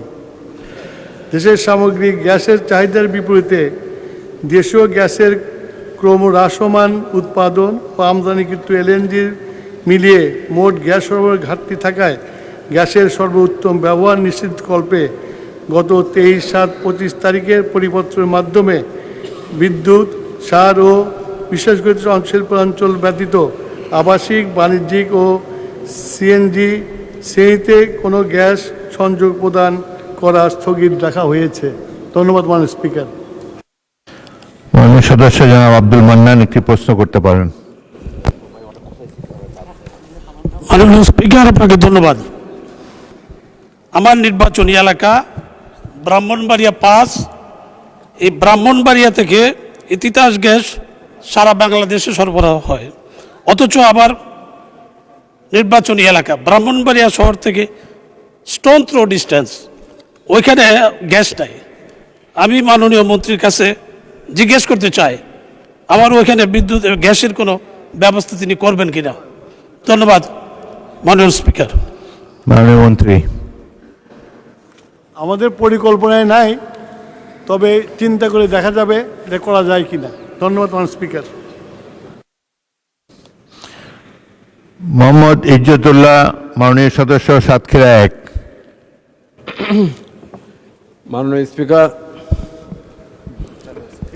মাননীয় স্পিকার আপনাকে ধন্যবাদ। আমাদের বিদ্যুৎ মন্ত্রীর কাছে প্রশ্ন যে ভোলায় তো গ্যাস উৎপাদন হচ্ছে, তো সেখান থেকে আমাদের খুলনা বিভাগ, খুলনা, সাতক্ষীরা, বাগেরহাট এসব এলাকায় গ্যাস সরবরাহ করে শিল্প ইন্ডাস্ট্রি করার কোনো পরিকল্পনা সরকারের আছে কিনা? মাননীয় মন্ত্রী। মাননীয় স্পিকার, ভোলায় যে গ্যাস আছে আমরা পরিকল্পনা করছি ভোলাতেই পাওয়ার স্টেশন বসাবো, সেখান থেকে ভোলার গ্যাস দিয়ে বিদ্যুৎ উৎপাদন করব। এবং খুলনাতে 2টি পাওয়ার স্টেশন তৈরি করেছে, কিন্তু গ্যাসের সংযোগ হয় নাই। আমরা পরিকল্পনা করছি সেই 2টা পাওয়ার স্টেশনকে চালু করার জন্য ভোলা থেকে গ্যাস খুলনায় নিয়ে যাব। ধন্যবাদ মাননীয় স্পিকার। মোহাম্মদ শফিকুল ইসলাম, পটুয়াখালী 2। মাননীয় স্পিকার, আপনাকে ধন্যবাদ। মাননীয় মন্ত্রীর কাছে আমার একটু জানার বিষয়, সেটি হচ্ছে আমরা গতকালকেই দেখলাম যে আমাদের একজন সম্মানিত জাতীয় সংসদ সদস্য জ্বালানি সংগ্রহ করতে গিয়ে তিনি কিছুটা অসম্মানিত অবস্থার মধ্যে পড়েছেন। এর আগে আমাদের একজন সংসদ সদস্য আমরা জেনেছিলাম যে তিনি তেল না পেয়ে, জ্বালানি না পেয়ে তিনি কিছুটা সংকটের মধ্যে ছিলেন। আমরা খুবই ছোটোখাটো জনপ্রতিনিধি, দিনে অন্তত 30 থেকে 40টা ফোন পাচ্ছি এলাকায়, যেহেতু আমাদের এলাকা বাউফল আমার এলাকা, সেখানে পেট্রোল পাম্প না থাকার কারণে ডিলার যারা বিক্রি করেন, সেই ডিলার যারা বিক্রি করেন তারাও কারসাজি করেন। এই কারসাজি যারা করেন তারা দোকানগুলো বন্ধ করে দিয়ে নিজেদের বাড়িতে বিক্রি করেন। সেখানে যখন ম্যাজিস্ট্রেট যান বাড়িতে তারা কেউ থাকেন না। তো এই জায়গায় আমি লক্ষ্য করছি যে আজকেও সম্মানিত বিদ্যুৎ এবং জ্বালানি মন্ত্রী যে কথা বলেছেন সেটার সাথে আমাদের এলাকাগুলোর পরিস্থিতির তো কোনো মিল নেই। প্রশ্ন করুন মাননীয় সদস্য, প্রশ্ন করুন। এই প্রশ্নটা হচ্ছে এই যে আজকে আমরা এটাও জানতে পেরেছি যে রাত 8টার মধ্যে বাণিজ্য কেন্দ্রগুলো বন্ধ করে দিতে বলা হচ্ছে। তো এই পরিস্থিতিতে আমার বিশেষ করে আমার বাউফল এলাকা পটুয়াখালী 2 এই এলাকায় যে জ্বালানির সংকটে একটা উত্তপ্ত পরিস্থিতি তৈরি হচ্ছে, এই পরিস্থিতি উত্তরণে মন্ত্রণালয়ের সম্মানিত মন্ত্রী কী ধরনের পদক্ষেপ গ্রহণ করছেন? মাননীয় মন্ত্রী। আমাদের যে মজুদ আছে এবং যে এলাকায় প্রতিদিন যতখানি তেল দেওয়ার কথা সেটা আমরা সাপ্লাই করছি। এখন ওনার বক্তব্যে উনি বললেন সেই ডিলার ইচ্ছা করে যে পালিয়ে যায়, সেটা ওখানকার যে আইন শৃঙ্খলা বাহিনী আছে তাদেরকে বললে সেই ডিলারকে ধরে এনে সেই তেলগুলো সরবরাহ করতে পারে। আর আজকে যে বৈশ্বিক যে অবস্থা, সারা পৃথিবীতে এইটা একটা বড় সমস্যা হয়ে গেছে। তারপরেও আমরা বাংলাদেশে এইটাকে সুষ্ঠুভাবে চালিয়ে নেওয়ার চেষ্টা করছি, কিন্তু মানুষের মধ্যে যদি প্যানিক বাইং সৃষ্টি হয় সেটা রোধ করা একটু কঠিন। আমরা মানুষের কাছে অ্যাপিল করছি যে আপনারা যা প্রয়োজন তাই ক্রয় করেন, তার বেশি ক্রয় করেন না। এটা যদি মানুষ করে তাহলে আমার মনে হয় না যে বিদ্যুৎ নিয়ে কোনো এই জ্বালানি নিয়ে কোনো সমস্যা হবে। আর 8টার পরে যেটা বন্ধ করতে বলা হয়েছে, সারা পৃথিবীতে, আই রিপিট, সারা পৃথিবীতে এখন সবাই সাশ্রয়ী হয়েছে। সেই জন্য আমরাও তো পৃথিবীর বাইরে না, পৃথিবীতে, সেই জন্য আমরাও সাশ্রয় করার জন্য জনগণকে অনুরোধ করছি। আশা করি জনগণ আমাদের এই অনুরোধ রক্ষা করবে। মাননীয় স্পিকার, ধন্যবাদ। তারকাচিহ্নিত প্রশ্ন 176, মোহাম্মদ রকনউদ্দিন বাবুল, লালমনিরহাট 2। প্রশ্ন উত্থাপন করেন। মাননীয় স্পিকার, আপনার মাধ্যমে মাননীয় শিল্পমন্ত্রী মহোদয়ের কাছে আমার প্রশ্ন, শিল্পমন্ত্রী মহোদয় অনুগ্রহ করিয়া বলিবেন কি লালমনিরহাট জেলার বেকারত্ব দূর করিবার নিমিত্তে শিল্প প্রতিষ্ঠান স্থাপন করিবার লক্ষ্যে কোনো পদক্ষেপ গ্রহণ করা হইবে কি না, না হইলে কারণ কি? মাননীয় মন্ত্রী। মাননীয় স্পিকার, আপনার মাধ্যমে মাননীয় সদস্যকে ধন্যবাদ। তারকা চিহ্নিত প্রশ্ন 176, লালমনিরহাটে এটির আগে মানে প্রাসঙ্গিকতার স্বার্থে এটা বলে নেওয়া ভালো যে লালমনিরহাটের সাপটি বাড়িতে 87 সনে 15.6 একরের উপর একটি বিসিক শিল্পনগরী প্রতিষ্ঠা করা হয়েছে, যেখানে 108টি প্লট এবং এই মুহূর্তে কোনো বরাদ্দযোগ্য প্লট নাই। আমরা যদি সরকার তো নিজে শিল্প প্রতিষ্ঠা করে না, বিসিক নিজে শিল্প প্রতিষ্ঠা করে না, কিন্তু শিল্প প্রতিষ্ঠার সহায়ক হিসাবে শিল্প পার্ক বা শিল্প নগরী প্রতিষ্ঠা করে দেয়। আমরা সম্ভাব্যতা যাচাই সাপেক্ষে যদি সুনির্দিষ্ট কোনো প্রস্তাব পাই শিল্প উদ্যোক্তাদের নিকট থেকে, তাহলে সম্ভাব্যতা যাচাই সাপেক্ষে এবং সেখানে অকৃষি অনাবাদী জমি প্রাপ্তি সাপেক্ষে শিল্পনগরী প্রতিষ্ঠার উদ্যোগ নেওয়া যেতে পারে। ধন্যবাদ মাননীয় স্পিকার। মাননীয় সদস্য রকনউদ্দিন বাবুল একটি প্রশ্ন করতে পারেন।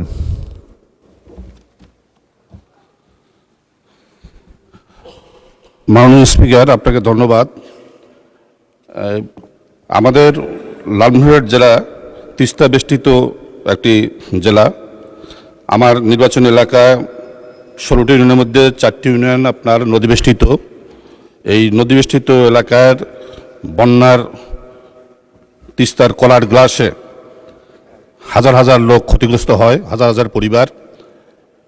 সেই চলাঞ্চলের মানুষগুলোকে বেকারত্ব দূর করার জন্য কোনো শিল্প এলাকা সেখানে গড়ে ওঠা সম্ভব কিনা আর কি আপনার এটি আমি জানতে চাই। ধন্যবাদ আপনাকে। মাননীয় মন্ত্রী। মাননীয় স্পিকার, আপনার মাধ্যমে সদস্যকে ধন্যবাদ। আমি উনার এলাকাটা মিস করেছি। উনি কি লালমনিরহাটের কথা জানতে চাচ্ছেন? লালমনিরহাটের উত্তরটা আমরা মাত্র দিয়েছি, যেটি তারকা চিহ্নিত প্রশ্নের উত্তর ছিল। উত্তর দিয়েছেন? জি। লালমনিরহাটে প্রশ্নকর্তা জানতে চেয়েছিলেন যে শিল্প প্রতিষ্ঠার কোনো উদ্যোগ নেওয়া হবে কিনা। এখন সম্পূর্ণ প্রশ্ন করছেন উনি। প্রশ্নটা একই, মানে একই রকম প্রশ্ন। তো উত্তরটা হচ্ছে এই যে সেখানে একটা বেসিক শিল্পনগরী ইতিমধ্যে আছে, আর যদি আমরা সুনির্দিষ্ট কোনো প্রস্তাব পাই শিল্প উদ্যোক্তাদের, তাহলে অকৃষি অনাবাদী জমির অ্যাভেলেবিলিটি সাপেক্ষে আমরা সম্ভাব্যতা যাচাই করে নতুন শিল্প পার্ক বা বেসিক শিল্পনগরী প্রতিষ্ঠার উদ্যোগ নেব। ধন্যবাদ মাননীয় স্পিকার। মাননীয় সদস্য, আপনি সন্তুষ্ট? আপনাকে প্রশ্ন করতে চান কিংবা আপনি স্যাটিসফাইড হলে আর তো দরকার নেই?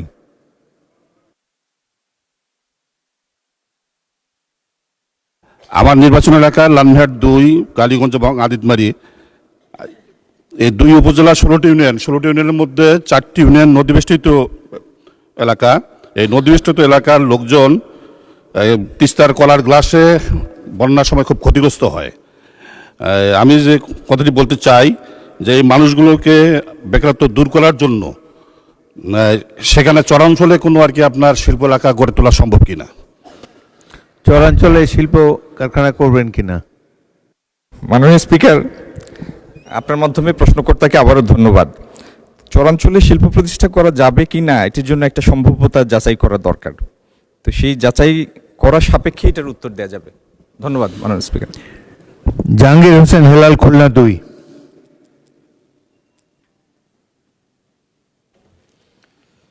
মাননীয় স্পিকার, আপনাকে ধন্যবাদ। আমি শেখ জাহাঙ্গীর হোসেন হেলাল, সংসদীয় আসন 100, খুলনা 2। যেহেতু আজকে এই প্রথম কথা বলার সুযোগ পেলাম আপনার মাধ্যমে, মাননীয় স্পিকার, আমার নির্বাচনী এলাকার সকল ভোটারকে ধন্যবাদ জানাই, কৃতজ্ঞতা জ্ঞাপন করি। মাননীয় স্পিকার, আমার নির্বাচনী এলাকা খুলনা হচ্ছে শিল্প নগরী নামে খ্যাত।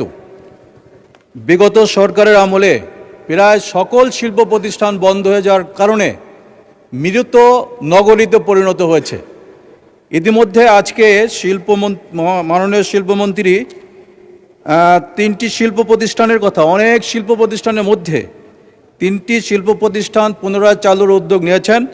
শিল্প প্রতিষ্ঠানগুলো বন্ধ হয়ে যাওয়ার কারণে ব্যাপক বেকারত্বের মধ্যে খুলনা নগরী, যে কারণে আমার প্রশ্ন হচ্ছে সেখানে এই বন্ধ শিল্প কলকারখানা যেগুলো আছে সেখানে তার মধ্যে অন্যতম হচ্ছে ঢাকা ম্যাচ ফ্যাক্টরি কোম্পানি। এটা প্রায় 25 বছর ধরে বন্ধ হয়ে ওই জায়গাটা পড়ে আছে। প্রশ্নটা হচ্ছে যে ওই প্রতিষ্ঠানটি পুনরায় ম্যাচ ফ্যাক্টরি বা অন্য কোনো শিল্প প্রতিষ্ঠান গড়ে তোলার জন্য কোনো কার্যকরী ভূমিকা মাননীয় মন্ত্রী মহোদয় নেবেন কিনা? আপনাকে ধন্যবাদ। মূল প্রশ্ন লালমনিরহাটের। মাননীয় মন্ত্রী, আপনি ইচ্ছা করলে জবাব দিতে পারেন। মাননীয় স্পিকার, আপনার মাধ্যমে প্রশ্নকর্তাকে ধন্যবাদ। মুশকিল হচ্ছে আমাদের বন্ধ শিল্পের সংখ্যা অনেক, এবং এই সমুদয় শিল্পের এমপ্লয়েবল নাম্বার যদি আমরা যোগ করি যে এখানে কী পরিমাণ লোকজনকে এমপ্লয় করা যেত, এবং এটার মূল্য যদি হিসাব করি, সম্পত্তির মূল্য, এটি লাখ কোটি টাকা ছাড়িয়ে অনেক দূর যাবে। তো এরকম একটি না, বহু শিল্প বন্ধ আছে এবং বিভিন্ন কারণে বন্ধ আছে। আমাদের এই সরকারের একটা প্রধান অগ্রাধিকার হচ্ছে এই বন্ধ শিল্প যেগুলি সম্ভাব্যতা হারিয়ে ফেলেছে সেই জায়গায় পিপিপি মডেলে বা অন্য কোনো মডেলে নতুন বিনিয়োগের মাধ্যমে শিল্প উৎপাদন করা, শিল্প স্থাপন করা, যাতে আমরা নতুন করে এমপ্লয়মেন্ট ক্রিয়েট করতে পারি, ন্যাশনাল রিসোর্স ক্রিয়েট করতে পারি। তো আমি মাননীয় সদস্যকে আশ্বস্ত করতে চাই, এই ব্যাপারে আমরা অত্যন্ত যত্নবান এবং এটা one of our top priorities. ধন্যবাদ মাননীয় স্পিকার। তারকা চিহ্নিত প্রশ্ন 177, মোহাম্মদ শামীম কায়সার, গাইবান্ধা 4। মাননীয় স্পিকার, আপনাকে ধন্যবাদ। মাননীয় স্পিকার, আমি আজকে কার্যপ্রণালী বিধির মধ্যে সিদ্ধান্ত প্রস্তাবে এই সংক্রান্ত আলোচনা আছে। আমি একবার ভাবছিলাম যে এটা উত্থাপন করার বিষয়টা, তবে সম্পূরক প্রশ্নের লোভটা সামলাতে পারিনি। আলহামদুলিল্লাহ, আল্লাহ তকদিরে রেখেছেন। মাননীয় স্পিকার, 177 নং প্রশ্ন, বিষয়টা এমন হয়েছে পড়েছ মোগলের হাতে খানা খেতে হবে সাথে, তবে ভালো হয়েছে মাননীয় স্পিকার। আমি 177 নং প্রশ্ন, তারকা চিহ্নের প্রশ্ন, মাননীয় শিল্পমন্ত্রী মহোদয় অনুগ্রহ করিয়া বলিবেন কি বর্তমানে বন্ধকিত রংপুর সুগার মিলস লিমিটেড পুনরায় চালু করিবার কোনো পরিকল্পনা আছে কিনা, থাকিলে তাহা কবে নাগাদ বাস্তবায়ন হইবে? ধন্যবাদ মাননীয় স্পিকার। মাননীয় মন্ত্রী। মাননীয় স্পিকার, আপনাকে ধন্যবাদ। আপনার মাধ্যমে সদস্যকেও ধন্যবাদ। তারকা চিহ্নিত প্রশ্ন 177-এর উত্তর হচ্ছে যে রংপুর সুগার মিলস পুনরায় চালুর পরিকল্পনা আছে, কিন্তু এটি অর্জন করাটা অনেক কঠিন। লোকসান ও রক্ষণাবেক্ষণ ব্যয় হ্রাসের লক্ষ্যে 2020-21 সনে আমাদের 15টা চিনিকলের মধ্যে, বাংলাদেশে স্থাপিত 15টা চিনিকলের মধ্যে 6টা বন্ধ করে দেয়া হয়, এবং সেটার মূল কারণটা ছিল আখের অভাব। তো আখের অভাবের কারণে এখানে উৎপাদন ব্যয় অগ্রহণযোগ্য মাত্রায় বেড়ে গিয়েছে। আমাদের যে চালু মিলগুলি আছে সেখানে উৎপাদন ব্যয় পড়ে প্রায় 260 টাকার মতো প্রতি কেজি। তো তারপরেও যদি আখ প্রাপ্তি নিশ্চিত করা যায়, আখ প্রাপ্তি সাপেক্ষে আমরা এই মিলগুলি চালু করতে চাই। ধন্যবাদ মাননীয় স্পিকার। মাননীয় সদস্য মোহাম্মদ শামীম কায়সার, একটি সম্পূরক প্রশ্ন করুন। মাননীয় স্পিকার, আপনাকে ধন্যবাদ। আজকের সিদ্ধান্ত প্রস্তাবে তো আসবে এটা, এখানে যেই সংশোধনী মাননীয় 10 জন সংসদ সদস্য এটাকে সংশোধনী দিয়েছেন, এটা অত্যন্ত আশাব্যঞ্জক। সে কারণে ওখানেই সে আলাপগুলো হবে ইনশাল্লাহ। আমি আপাতত এতটুকু বলবো মাননীয় স্পিকার, দেখুন এর আগেও আমারই হাত দিয়ে আল্লাহ সহজ করেছেন দেশনীতি বেগম খালেদা জিয়া, তিনি আমার নির্বাচনী প্রতিশ্রুতি অনুযায়ী 2006 সালে এই মিলটি একবার পুনরায় চালু করেছিলেন মাননীয় স্পিকার। পরবর্তীতে ফ্যাসিস্ট আমলে জি মাননীয় স্পিকার, ওই প্রশ্নটাই জাস্ট 2 সেকেন্ড মাননীয় স্পিকার। তো ঘটনা হয়েছে কি, ফ্যাসিস্ট আমলে তারা এটা আবার লস করে বন্ধ করেছে। তো আমি মাননীয় মন্ত্রী মহোদয়কে এটা অনুরোধ করব যে এরকম কি সুযোগ আছে যে আমাদেরকে একটু অ্যাকাউন্টেবল করুন। আমরা যেরকম উপজেলা প্রশাসনের ওখানে আমরা মুখ্য উপদেষ্টা আছি, তো এই ধরনের মিলগুলো আমরা চালু করব আর ভিতরের ব্যুরোক্রেসি বা অন্যান্য কোনো সমস্যার কারণে এটা বারবার বন্ধ হবে, এটা তো হয় না। যেমন ওই অ্যামেজিং স্পাইডারম্যানের পিটার পার্কার বলছে, with great power comes great responsibility. তো আমরা বলতে চাই, আমরা এটা পাওয়ার মনে করি না, আমরা এটা দায়িত্ব মনে করি। With great responsibility comes great accountability. তো আমাদেরকেও এই মিলগুলো চালু হওয়ার পরে আমরা যে বারবার কষ্ট করে সরকার চালু করছে, এখানে কি আমাদেরকেও যারা জনপ্রতিনিধি আছি তাদেরকে এটা তদারকির জন্য যাতে এটা আবারও লস না করে সে ব্যাপারে আমরা কোনো ভূমিকা রাখতে পারি, সেখানে সম্পৃক্ত করা যায় কিনা। ধন্যবাদ মাননীয় স্পিকার। মাননীয় মন্ত্রী। মাননীয় স্পিকার, আপনার মাধ্যমে প্রশ্নকর্তা সদস্যকে ধন্যবাদ। আপনার এই যে বন্ধ মিলটি চালু করার আকুতি এবং এটাকে লোকসান থেকে বের করার আকুতি, এই জন্য আপনাকে অনেক অনেক ধন্যবাদ। কিন্তু মুশকিল হচ্ছে আমাদের সুগার মিলগুলি অনেকগুলি কারণে লোকসানে পড়েছে। একটা হলো, একটা মিল এটা যদি ব্রেক ইভেনে রেখে চালাতে হয় তাহলে যে পরিমাণ কাঁচামাল দরকার, আখ দরকার, সেই পরিমাণ আখের অ্যাভেলেবিলিটি নাই এখন বাংলাদেশে। দ্বিতীয়ত, এই মিলগুলি এক একটা প্রতিষ্ঠা হয়েছে মিড 50s-এ, যে কারণে মিলের বয়স এক একটার 70-75 বছর এবং মিলের যন্ত্রপাতিগুলির ইকোনমিক লাইফ অনেক আগেই অতিক্রান্ত হয়েছে। আমি আরেকটা জিনিস বলি, মাননীয় সদস্যের মানে ইগারনেস দেখে আমি এটা অ্যাপ্রিসিয়েট করছি। আমাদের এইখানে আখের এক্সট্রাকশন রেট হচ্ছে 5.5%, 5.5%। গ্লোবাল স্ট্যান্ডার্ড হচ্ছে যেখান থেকে ব্রাজিল থেকে চিনি আসে, সেখানে এক্সট্রাকশন রেট হচ্ছে 10%। এই জন্য বিভিন্ন কারণে এই মিলগুলি আবার লাভজনক মিলে পরিণত করা খুব একটা দুরূহ একটা ব্যাপার। এগুলি নিয়ে আমরা কাজ করছি এবং আপনার কনসার্নের জন্য অসংখ্য ধন্যবাদ। ধন্যবাদ মাননীয় স্পিকার। মাননীয় সদস্য মোহাম্মদ নুরুল ইসলাম, চাঁপাইনবাবগঞ্জ 3।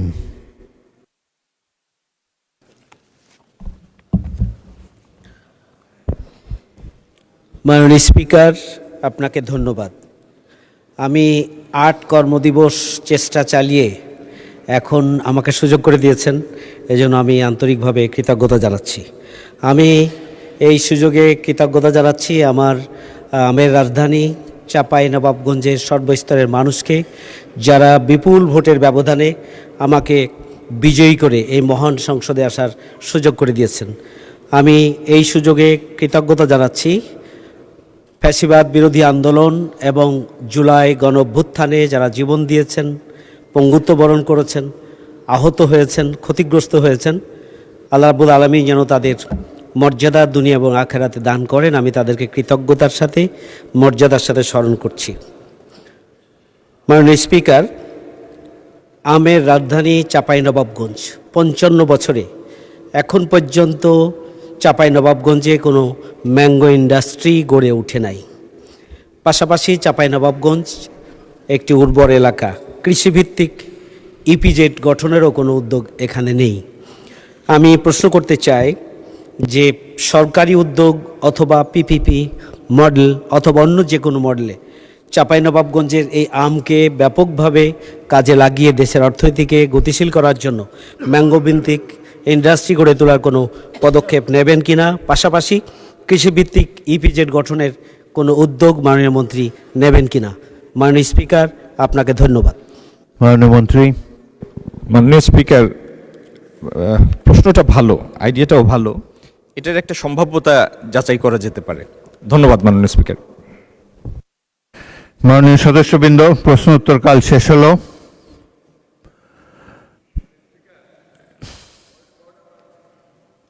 মন্ত্রীর পয়েন্ট অফ অর্ডার বলুন।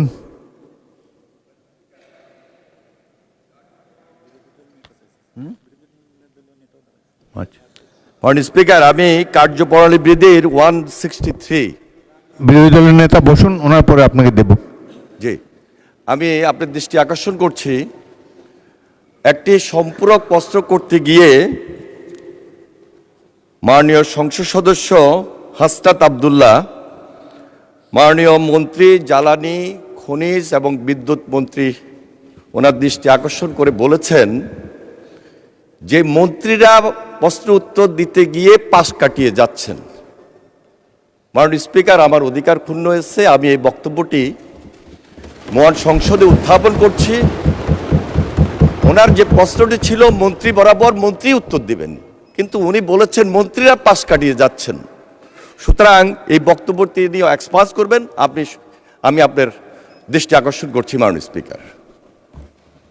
মাননীয় মন্ত্রী, তিনি যদি ইন জেনারেল মন্ত্রীদের সম্পর্কে বলে থাকেন তাহলে মন্ত্রীরা রাটা বাদ যাবে, আর যদি পার্টিকুলার মন্ত্রী সম্পর্কে বলে থাকেন সেটা থাকবে। Thank you. মাননীয় বিরোধী দলের নেতা। ধন্যবাদ মাননীয় স্পিকার। আমি দাঁড়ালেই ভালোবাসার কিছু কথা বলতে হয়। মাননীয় সদস্য এবং স্বরাষ্ট্রমন্ত্রী আমরা কালকে চলে যাওয়ার পরে আমাকে ভালোবেসে একটা কথা বলেছেন। তিনি বলেছেন যে আমি একটি অসত্য কথা এখানে বলে গেছি। আমি এটা জানতে পারলাম। তো আসলে আল্লাহ তাআলা তাকে অপূর্ব দক্ষতা দিয়েছেন।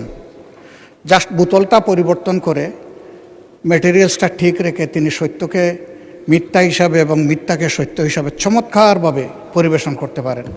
এই জন্য শুধু তাকে ধন্যবাদ জানানোর জন্য আমি এখানে দাঁড়িয়েছি মাননীয় স্পিকার। ধন্যবাদ, অসংখ্য ধন্যবাদ। মাননীয় বিরোধী দলের নেতা, আপনি পয়েন্ট অফ অর্ডারে নিশ্চয়ই এই বক্তব্য রেখেছেন। পয়েন্ট অফ অর্ডার চলমান বিষয়ের উপরে, এটা তো গতকালকের বিষয়, গতকালকেই শেষ হয়ে গিয়েছে, সুতরাং এটা এখন আর নতুন করে তোলার কোনো প্রয়োজন নেই। মাননীয় মন্ত্রী, উত্তর দেওয়ার প্রয়োজন নাই। উনি যদি হাউসে থেকে বলতেন তাহলে নিশ্চয়ই আপনাকে রাইট অফ রিপ্লাই দিতাম। আপনি তারপর কিছু বলতে চান?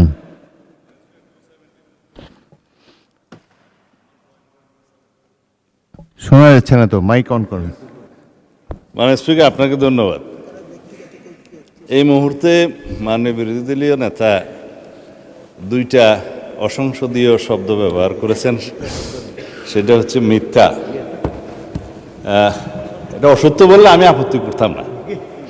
এই যে আমি কালকে মিথ্যা বলেছি বয়ান, তো এইটা মিথ্যা শব্দটা অসংসদীয় হিসেবে এটা এক্সপান্স করার জন্য আমি অনুরোধ জানাই। দ্বিতীয় কথা হচ্ছে, ওনার কালকের বক্তব্যের প্রেক্ষিতে আমি বলেছিলাম মাননীয় বিরোধী দলীয় নেতা এখানে একটা অসত্য বক্তব্য উত্থাপন করেছেন। সেটা ছিল যেখানে রুল 62 অনুসারে আপনি তারপরে একজন বেসরকারি সদস্যের উত্থাপিত মুলতাবি প্রস্তাব গ্রহণ করেছেন, ওনারা ওয়াক আউট করার আরও অনেক পরে, তাহলে সেটা পার্লামেন্টে উত্থাপিত বা পড়িত হইল কিভাবে? সুতরাং আমি বলেছি সেই বক্তব্যটা অসত্য। ধন্যবাদ মাননীয় স্পিকার। মাননীয় সদস্যবৃন্দ, এখন মাননীয় বিরোধী দলের নেতা এটা নিয়ে আরও বলবেন, বলেন। বিভ্রান্তিটা এখানে মাননীয় স্পিকার, একই বিষয়ে একই প্রস্তাব একজন স্বতন্ত্র সংসদ সদস্য এনেছিলেন। সেই প্রস্তাবটি ভিন্ন নামে গতকাল এসেছে, শুধু নাম বদল হয়েছে, প্রস্তাব ঠিক আছে। আমি তো আগেরটা জানতাম বলেই বলেছি, এখানে আমি কোনো ভুল তথ্য দেইনি। ধন্যবাদ মাননীয় স্পিকার। মাননীয় সদস্যবৃন্দ, আজ কার্যপ্রণালী বিধির 71 বিধিতে জরুরি জনগুরুত্বপূর্ণ বিষয় সম্পর্কে 66টি মনোযোগ আকর্ষণের নোটিশ পাওয়া গিয়েছে। নোটিশদাতা মাননীয় সদস্যগণ হলেন মোহাম্মদ রাশেদুল ইসলাম রাশেদ, শেরপুর 1; মোহাম্মদ মুজিবুর রহমান, রাজশাহী 1; মোহাম্মদ মাহবুবুল আলম, কুড়িগ্রাম 3; মোহাম্মদ আনোয়ারুল ইসলাম, কুড়িগ্রাম 1; মোহাম্মদ সেলিম রেজা, সিরাজগঞ্জ 1; মোহাম্মদ আবু তালেব, সিরাজগঞ্জ 4; মোহাম্মদ ফাহিম চৌধুরী, শেরপুর 2; ইকরামুল বাড়ি, টিপু, নরগাঁ 4; মোহাম্মদ কামরুল হাসান, ময়মনসিংহ 6; শাহজাহান চৌধুরী, চট্টগ্রাম 15; মনিরুল হক চৌধুরী, কুমিল্লা 6; মোহাম্মদুল্লাহ, ময়মনসিংহ 2; মোহাম্মদ মোস্তাফিজুর রহমান, কুড়িগ্রাম 4; মোহাম্মদ আমির হামজা, কুষ্টিয়া 3; SM জাহাঙ্গীর হোসেন, ঢাকা 18; শেখ ফরিদ আহমদ, চাঁদপুর 3; রুমিন ফারহানা, ব্রাহ্মণবাড়িয়া 2; মোহাম্মদ আজিজুর রহমান, যশোর 1; জনাব মোহাম্মদ আব্দুল করিম, গাইবান্ধা 2; মোহাম্মদ শফিকুর রহমান, কিরণ, Faridpur 2; Mohammad Abdul Alim, Bagerhat 4;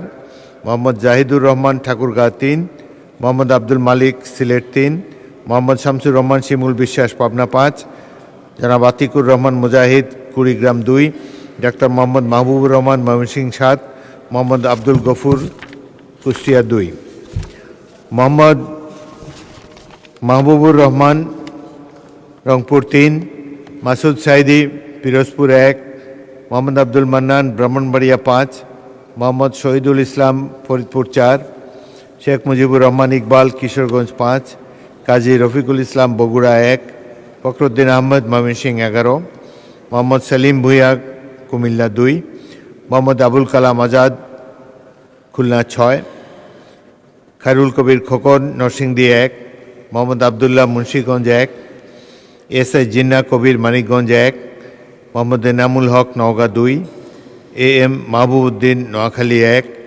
Masum Mustafa Netrokona ৫, Mohammad Abdul Khaleque Satkhira ২, Mohammad Ruhul Amin Dulal Pirojpur ৩, Syed Joynul Abedin Dhaka ৪, Mohammad Shawkatul Islam Moulvibazar ২, Mohammad Ijjatullah Satkhira ১, Mohammad Nurul Islam Chapainawabganj ৩, M A Hannan Brahmanbaria ১, Khondokar Abu Ashfaq Dhaka ১, Mohammad Shafiqul Islam Patuakhali ২, Mohammad Lutfur Rahman Tangail ৪, Zainul Abedin Barishal ৩, Mohammad Moshiur Rahman Khan Bagerhat ১, S K Azizul বারী খুলনা ৪, ইমরান আহমদ চৌধুরী সিলেট ৬, মোহাম্মদ আবুল খায়ের ভূঁইয়া লক্ষ্মীপুর ২, শাহ মোহাম্মদ ওয়ারেস আলী মামুন জামালপুর ৫, মোহাম্মদ আখতার হোসেন রংপুর ৪, মোহাম্মদ গোলাম রসুল যশোর ৪, শেখ মঞ্জুরুল হক রাহাত বাগেরহাট ২, জনাব মোহাম্মদ ফখরুল ইসলাম নোয়াখালী ৫, মোহাম্মদ মতিউর রহমান ঝিনাইদহ ৩, মোহাম্মদ কামাল হোসেন ঢাকা ৫, মোহাম্মদ আব্দুল হান্নান চাঁদপুর ৪, মোহাম্মদ মোশাররফ হোসেন বগুড়া ৪। নোটিশগুলোর মধ্য হতে আমি পাবনা ৫ হতে নির্বাচিত মাননীয় সংসদ সদস্য মোহাম্মদ শামসুর রহমান শিমুল বিশ্বাস, বরিশাল ৩ আসনের সংসদ সদস্য জনাব জয়নুল আবদিন এবং রংপুর ৪ হতে নির্বাচিত মাননীয় সংসদ সদস্য আক্তার হোসেনের নোটিশগুলো গ্রহণ করলাম। বাকি নোটিশগুলো গ্রহণ করা সম্ভব হলো না বলে দুঃখিত। যাদের নোটিশ গ্রহণ করা হয়নি বিধি অনুযায়ী তাদের মধ্য থেকে প্রত্যেকে নিজ নিজ নোটিশের বিষয়বস্তু সম্পর্কে 2 মিনিট করে বক্তব্য রাখার আহ্বান জানাবো। তবে মোট 30 মিনিটের মধ্যে যতজন সংসদ সদস্য বক্তব্য রাখা সম্ভব ততজনই বক্তব্য রাখবেন। 2 মিনিট পরে মাইক বন্ধ হয়ে যাবে।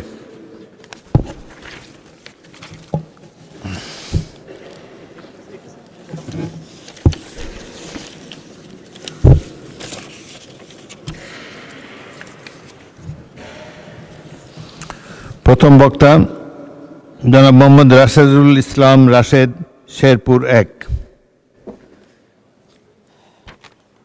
আসসালামু আলাইকুম ওরহমতুল্লাহি ওবরাকাতুহু। মাননীয় স্পিকার, আপনাকে ধন্যবাদ। আপনার মাধ্যমে আমার নির্বাচনী এলাকা শেরপুর 1-এর সম্মানিত ভোটারবৃন্দ, যাদের ভোটে আমি আজকে মহান সংসদে দাঁড়াতে পেরেছি, তাদেরকে এবং সম্মানিত শেরপুরবাসীকে মোবারকবাদ জানাচ্ছি। আমার উত্থাপনীয় বিষয় হলো কৃষি সমৃদ্ধ দরিদ্রতম শেরপুর জেলায় রেলপথ স্থাপন সংক্রান্ত। শেরপুর জেলায় 15,01,000 জন মানুষের বসবাস, যেখানকার অধিকাংশ মানুষ দরিদ্র এবং শ্রমিক শ্রেণীর। শ্রমিকদের বড় সংখ্যক মানুষ গার্মেন্টস কর্মী, যারা রাজধানী ও তার আশেপাশে কর্মরত। কৃষি পণ্য ট্রান্সফার করাও এই জেলার মানুষদের জন্য ব্যয়সাধ্য। শেরপুরে রয়েছে নাকুগাঁও স্থলবন্দর এবং বেশ কয়েকটি পর্যটন কেন্দ্র। এমতাবস্থায় যাতায়াতে রেলপথ নিরাপদ ও সাশ্রয়ী হওয়ায় আমার নির্বাচনী এলাকা শেরপুরে রেলপথ স্থাপনের দীর্ঘদিনের দাবি পূরণের কাজটি অত্যন্ত জরুরি ও জনগুরুত্বপূর্ণ বিধায় মাননীয় রেলপথ মন্ত্রী মহোদয়ের দৃষ্টি আকর্ষণ করছি।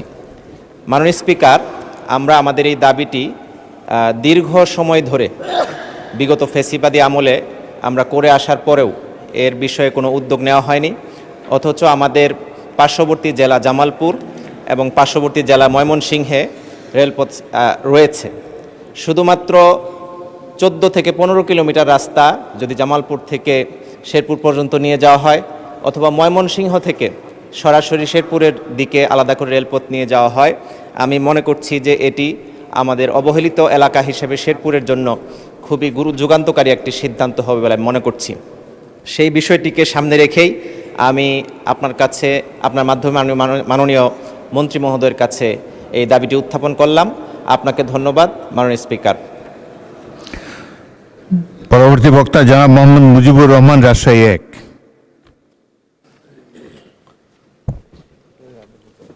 ধন্যবাদ মাননীয় স্পিকার। আজকে বাংলাদেশের সকল জায়গায় মদ পান একটা বিষাক্ত অবস্থা সৃষ্টি করেছে। আল্লাহ তাআলা মদ পানকে হারাম করেছেন। মদ্যপ ব্যক্তি, পরিবার, সমাজ, রাষ্ট্র, জনগণের জন্য ক্ষতিকর। এই মদ পান থেকে তাদেরকে ফিরাতে হবে, কারণ হচ্ছে লিভারের ক্ষতি করে এই মদ। সবশেষে লিভার সিরোসিস হয়ে সে ধ্বংস হয়ে যায়। মস্তিষ্ক ও স্নায়ুতন্ত্রের ক্ষতি হয়ে কথা বলার জড়তা দেখা দেয়। ক্যান্সারের ঝুঁকি উল্লেখযোগ্যভাবে বেড়ে যায়। পাকস্থলী ও অগ্নাশয়ের সমস্যা দেখা দেয়। রোগ প্রতিরোধের ক্ষমতা কমে যায়। নিউমোনিয়া, যক্ষ্মার মতো মারাত্মক ঝুঁকি বেড়ে যায়। শারীরিক ও মানসিক দুর্বলতা গ্রাস করে শেষ পর্যন্ত মৃত্যুর কারণও হতে পারে। বিশেষ করে আমাদের সমাজে যেখানে মদপান করা হয় সেখানে ওই এলাকার মেয়েদের জীবন মদ্যপ ব্যক্তিদের দ্বারা ক্ষতিগ্রস্ত হয়। তারা ধর্ষণ, হত্যার শিকার হয় এবং সেখানে একটা ভয়াবহ পরিস্থিতি সৃষ্টি হয়। এই অবস্থা থেকে দেশ এবং জাতিকে, জনগণকে রক্ষা করার জন্য মাননীয় স্বরাষ্ট্রমন্ত্রী এই মদ বন্ধের জন্য গুরুত্বপূর্ণ পদক্ষেপ নেওয়া দরকার, কিন্তু আমরা এ পর্যন্ত কোনো পদক্ষেপ নিতে দেখছি না। এটা মারাত্মকভাবে সব জায়গায় ছড়িয়ে পড়ছে। সেই জন্য আমি প্রস্তাব করছি মাননীয় স্পিকার, স্বরাষ্ট্রমন্ত্রী প্রয়োজনীয় অন্যান্য মন্ত্রণালয়ের সহযোগিতা নিয়ে হলেও এই মদের মতো জঘন্য ক্ষতিকর জিনিসকে হারাম করে বাংলাদেশের 18 কোটি মানুষকে বেঁচে থাকার এবং মাননীয় সদস্যবৃন্দ, আসরের নামাজের জন্য অধিবেশনে 30 মিনিটের জন্য বিরতি দেওয়া হলো।